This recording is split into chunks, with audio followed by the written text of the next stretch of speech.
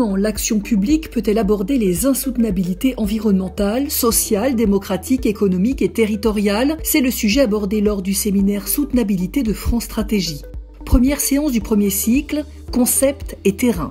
Observez la façon dont les acteurs de terrain s'emparent de certains concepts élaborés pour repenser l'action publique et la transformation de notre modèle de développement. Pour penser ce qui est soutenable, pour penser les différentes formes de soutenabilité, on est obligé de faire appel à de nombreux concepts, dont certains datent effectivement. Donc on va recadrer en fait les concepts dans une approche historique.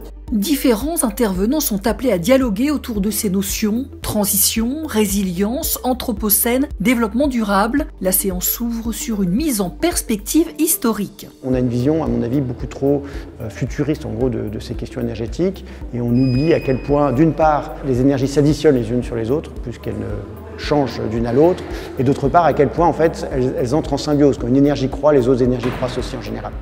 La révolution industrielle, par exemple, au XIXe siècle, c'est pas un passage du bois au charbon, c'est un passage d'un système bois à un système charbon et bois. Et la consommation de bois ne fait que croître au cours de l'industrialisation. On a besoin de plus en plus de bois pour construire des maisons, mais aussi pour faire fonctionner un système industriel qui tourne autour du charbon. Julie Chabot est responsable de la mission Agenda 21 à Bordeaux, une mission pour l'accélération des transitions. Elle est venue parler de la genèse de la stratégie de résilience au niveau d'un département, du chemin du diagnostic jusqu'à l'action. Dans les choses nouvelles qui nous aident à penser et certainement à agir différemment, il y a cette question de la connexion au vivant, mais qui est une connexion intime au vivant. C'est-à-dire qu'on parlait aussi de nouvel existentialisme comme nouvel humanisme.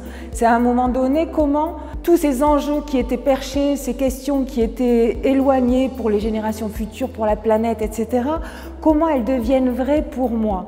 Et à partir du moment où ça devient vrai pour moi et pour nous, comment on agit ensemble véritablement à la hauteur des enjeux et de la situation. Le premier cycle se poursuivra avec une réflexion sur les indicateurs et les modèles qui permettraient d'élaborer des politiques publiques soutenables.